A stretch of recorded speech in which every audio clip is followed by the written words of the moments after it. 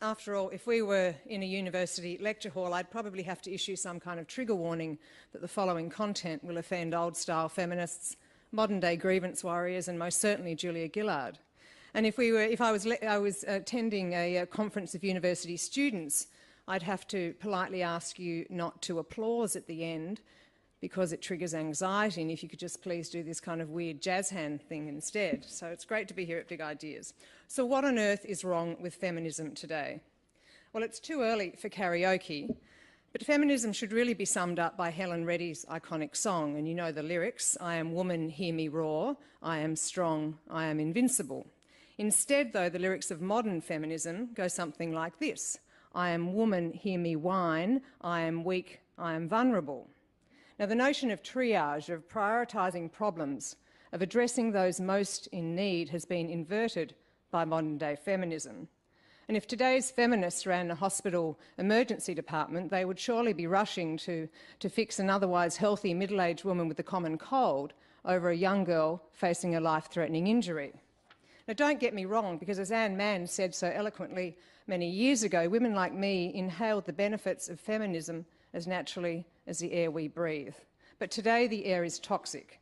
Today's modern feminism is a corruption of what feminism should be. It's become a trivial movement that infantilises women, and it's taken one heck of a moral detour away from real issues of freedom. But if feminism is not about freedom, what's the point of it? If it's not about freedom, really it's just a lobby group for pet grievances. And yet today's feminists feast on a smorgasbord of whinges and whines, of victimhood games and misogyny claims and gender binary discussions and Western world obsessions with the pay gap and quotas and glass ceilings. Brave riders of feminism's third wave include pop stars like Taylor Swift, who said recently, "I didn't see myself as held back until I was a woman." Well, as Heather Wilhelm wrote recently in The Federalist, held back from what, Taylor? Building a net worth of $250 million? Now, it's probably too much to expect modern celebrities to become feminist icons, but when women like Gwyneth Paltrow devote their time to the wonders of vaginal steaming and teaching us how to yawn properly, you really have to ask, is that the best they can do? So what about the media? How are they doing? And Rebecca, how long have I got? Let's start with the keyboard feminists who found so much offence in Mark Latham's recent crude tweeting about a handful of women. And Latham last week gave up his column at the Australian Financial Review, and I'm not defending Latham. I mean, his gratuitous nastiness so often detracts from what can sometimes be a confronting kernel of truth. But it's uncanny how the sisterhood strikes when it suits, for political purposes and not as a matter of principle. So it's apparently fine for Fairfax's Clementine Ford to call Miranda Devine an effing C on Twitter, but it's not okay for Mark Latham to use equally crude language. Well, I say a pox on both of them. Now, some years ago, Malcolm Turnbull rang me at home and he asked whether I had caught up with what Latham had said about me, and I hadn't caught up with what Latham had said. Latham had rose in our federal parliament and called me a skanky hoe. Well, I didn't know what skanky hoe meant, so while I was on the phone to Malcolm, I quickly Googled it, which was a mistake, because needless to say, I was inundated with more porn than is healthy when you're sitting at home surrounded by children. And I don't recall a single lefty feminist ticking off Mark Latham for calling me a smelly whore, as I discovered. And of course, that stunt came about because Latham was put up to saying those words for Hansard, dared by a lefty feminist, of course. There is an in-crowd of feminists. Like the plastics in that iconic movie, The Mean Girls, the plastic feminists have their own set of rules. It's not about wearing pink on Wednesdays and tracky pants on Fridays. The feminist plastics have rigorous membership rules around believing in abortion, in quotas, in glass ceilings, and of course assumed sexism. The feminist collective is overflowing with unprincipled trivia too. A couple of years ago, an English feminist in a London newspaper wrote this after reading something. She said, "I washed my hands with antibacterial soap, but couldn't cleanse my mind from the rising rage and desolation." Or was she reading perhaps about female genital mutilation? Or maybe child marriages? No, of course she wasn't. The enraged feminist had just finished reading the fictional 50 Shades of Grey. Now, this poor commentator would probably have to take a vaginal steam bath if she listened to the words of Esther Perel recently giving a TED talk, who made the point that most of us, in fact, get turned on at night by the very same things that we may demonstrate against during the day, that the erotic mind is not very politically correct. And I'll leave that subject to Cosmo magazine, save to say that feminism these days doesn't even understand the notion of freedom in the bedroom. So, and how are our politicians faring on the feminist front? Well, again, I'll go into overtime here. The horror, exclaimed Green Senator Larissa Waters last year. Was she responding to Islamic State's propaganda, perhaps, which says that it's permissible to buy, sell or give as a gift female captives and slaves, for they are merely property? It says it's permissible to have intercourse with a female slave who hasn't reached puberty. Now, of course she wasn't. The Green senator was emoting over the fact that a Liberal MP, Michaelia Cash, refuses to wear the feminist label. Feminism has been corrupted by its skewed set of priorities. You'll remember that when her leadership was in trouble, Australia's first female Prime Minister, Julia Gillard, made asinine claims of sexism and misogyny against then opposition leader Tony Abbott.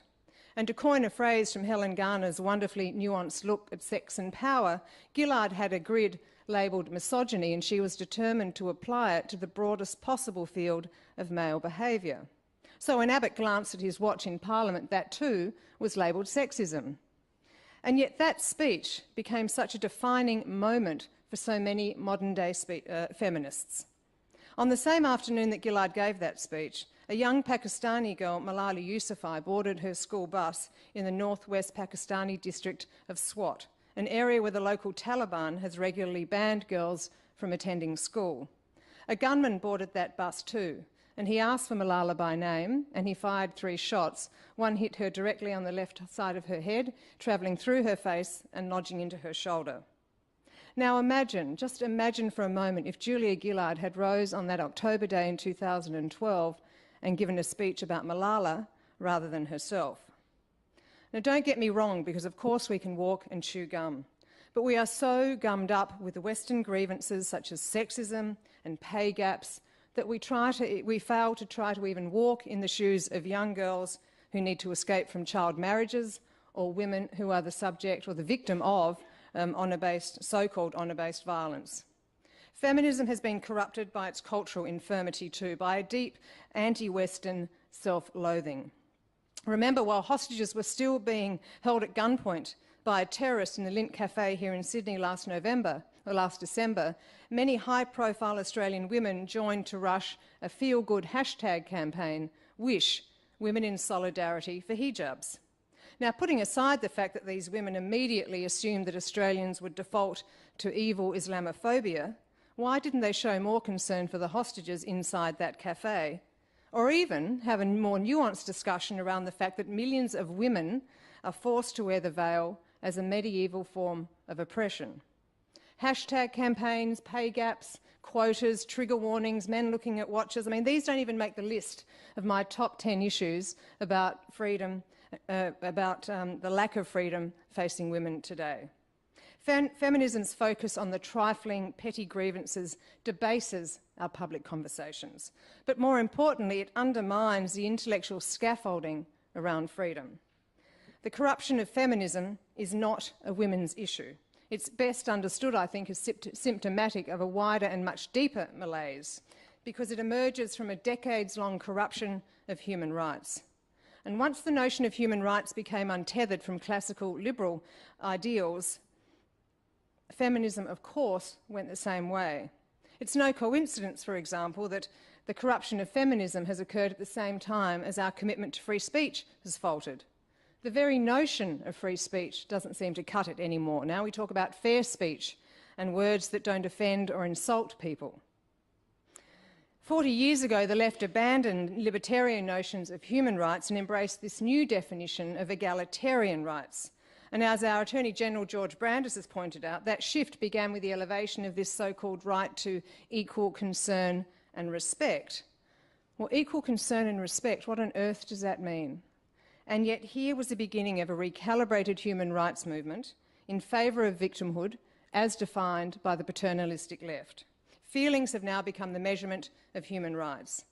And this new victimhood movement has ditched Enlightenment ideals, as Brendan alluded to, around the very notion of what it means to be a human being. No longer are people seen as autonomous and resilient, as rational human beings. Under this new framework, people are seen as weak, as vulnerable, as quivering masses of nerves in need of protection, so much so that we need trigger warnings and jazz hands and laws against words that offend and insult us.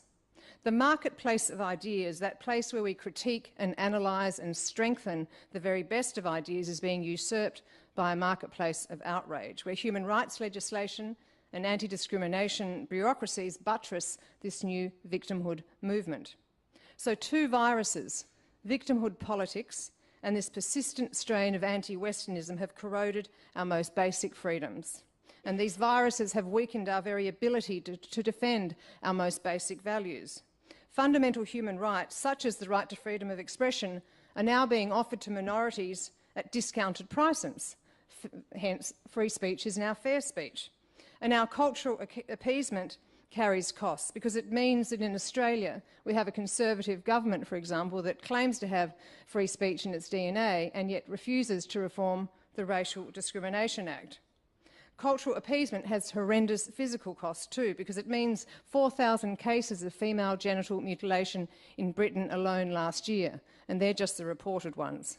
So there should be no reduction, no discount, no half-price sale for our most fundamental human rights. And that means no silence around the importance of these values. A few months ago, the Swedish Foreign Minister Margot Wallström delivered what was a scathing assessment of the treatment of women in Saudi Arabia. And remember there, women can't drive, they can't marry, and they can't have certain medical procedures without permission from men. So what happened? Well, what I call the oppression opera returned to town, that familiar chorus of bleating about Islamophobia that we've seen so often ever since Salman Rushdie wrote a book called Satanic Verses.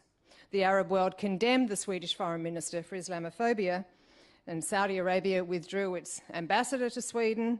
I guess at least there wasn't a fatwa this time. But what happened outside the Arab world was even more disappointing and yet so predictable, because Wallström's defence of women's freedom was greeted with silence in the West. As Nick Cohen wrote in The Spectator, outside Sweden, the Western media barely covered this story. The scandal is that there isn't a scandal. The scandal is the strategic silence of modern feminism around freedom for women. How much easier it is to attack a pay gap, or a so-called pay gap, than female genital mutilation or so-called honour killings, which logically might just require you to make judgments about cultures that oppress women. Feminism's warriors, both male and female, have become the natural allies, or useful idiots, if you like, of those opposed to Western freedoms. The real feminists, those fighting for women's freedom, don't sit at the centre of feminism today. So how the hell do we get feminism back on the freedom track? Well, the future of feminism is inextricably linked with the future of human rights. And when the latter rediscovers classical notions of liberty, so too will feminism. And as Abraham Lincoln said so eloquently and so succinctly in 1863, liberty is unfinished work. And again, to quote Lincoln, he implored us to take increased devotion to this cause. And by doing that, let me suggest that feminism might just one day return to the unfinished work of freedom. And when it does, more women and more men will start applauding it, and not with any kind of weird jazz hands. Thank you.